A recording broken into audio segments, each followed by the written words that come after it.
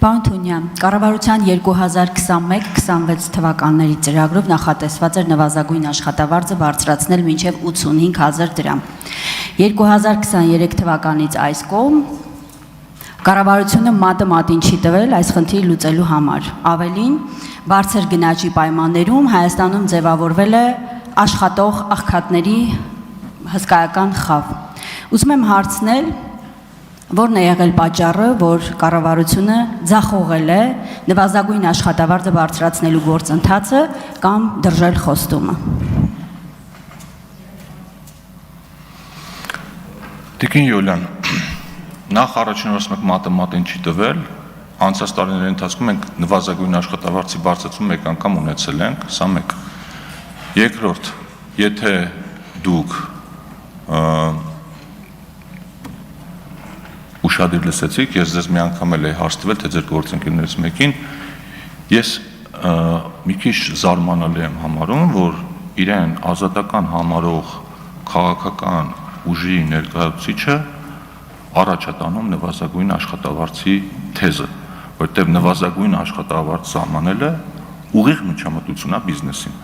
Այսինքն դա նշանակում է, որ դու բիզնեսին ստիպում ես որոշակի մակարդակից ներքև աշխատավարձ չվճարել։ Ու եթե այնպես է, որ օբյեկտիվորեն շուկայում այդ աշխատավարձերը ավելի ցածր են, ու դու ստիպում ես իրեն բարձր վճարել, այդ բերում է շատ վատ հետևանքների։ Այդ բերում է աշխատատեղերի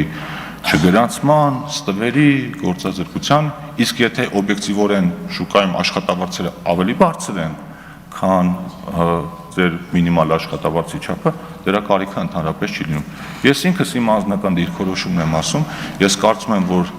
նվազագույն աշխատավարձի չափը սահմանելը պիտի պետությունը շատ զգույշ անի,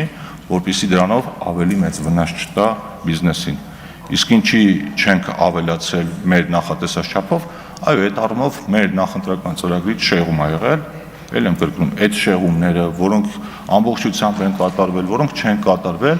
դրա գնահատականը տալիս է ընտրողը ընտրությունների ժամանակ, բայց Հայաստանի Հանրապետությունում միջին աշխատավարձը, եթե վերջին տարիներին նայեք ինչքան է բարձրացել, իմ կարծիքով այդ հարցի կարևորությունը այդքան էլ բարձր չի լինի։ Շնորհակալություն։ Արձագանք։ Պարոն Թունյան, դա ձեր խոստումն ա եղել, մենք սովորաբար մեր խոստումները միանշանակ կատարում ենք։ Ես նշեցի, որ 2023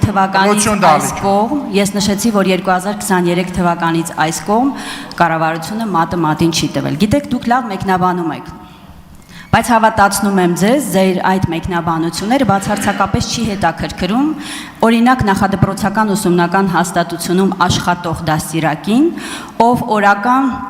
30 երեխայի խնամք է տանում, տակդիր է փոխում, դուք հիմա այստեղ ասում եք նպատակահարմար չեն գտնում, հիմա ուզում եմ, որ դուք հարցին հստակ պատասխանել,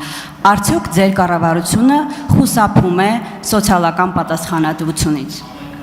եթե ոչ, խնդրում եմ ժամկետներ նշել, ինչպես եք պատկերացնում նվազագույն աշխատավարձի բարձրացումը և երբ, շնորհակալություն։ Տիկին Յուլիան, ինչ խոստումներ տվել ենք, այդ խոստումները ձեզ չենք տվել։ Եկեք դուք ձեր խոստումներից խոսեք, որովհետև եթե ձեր խոստումները կատարածվեր, այսօր հիմա այս դահլիճում լրիվ ուրիշ իրավիճակ պիտի լիներ։ Եկեք այդ մասով բան չանենք։ Բայց ինչ վերաբերում է, ես ինչքան հիշում եմ, ըստ ձեր խոստումների պիտի հիմա Հայաստանի Հանրապետության վարչապետ լիներ Սամվել Կարապետյանը։ Ինչքան հիշում եմ, ես հայերենին շատ լավ տիրապետում եմ ու հիշում եմ ինչ եք խոստացել։ Ինչ վերաբերում է հարգելի Լրեք բոլորդ։ Շարունակ, լրեք բոլորդ։ Պարոն Կարապետյան, պահպանեք լրություն, պարոն Սիմիդյան, պահպանեք լրություն, համեցեք, պարոն Թունյան, շարունակ։ Մեկ էլ ինձ մոտ այնպիսի տպավորություն եք ուզում ստեղծել, որ դուք մտածում եք պետական ծառայողների աշխատավարձերի մասին, մեր բնակչության սոցիալական վիճակի մասին, մենք այդ մասին ընդհանրապես չենք մտածում։ Այդպիսի բան չկա ու հնարավորությունների սահմաններում պետությունը, կառավարությունը բարձրացնում է պետական ծառայողների բոլոր օղակների աշխատավարձերը ու նաև տարբեր համակարգեր ներդնում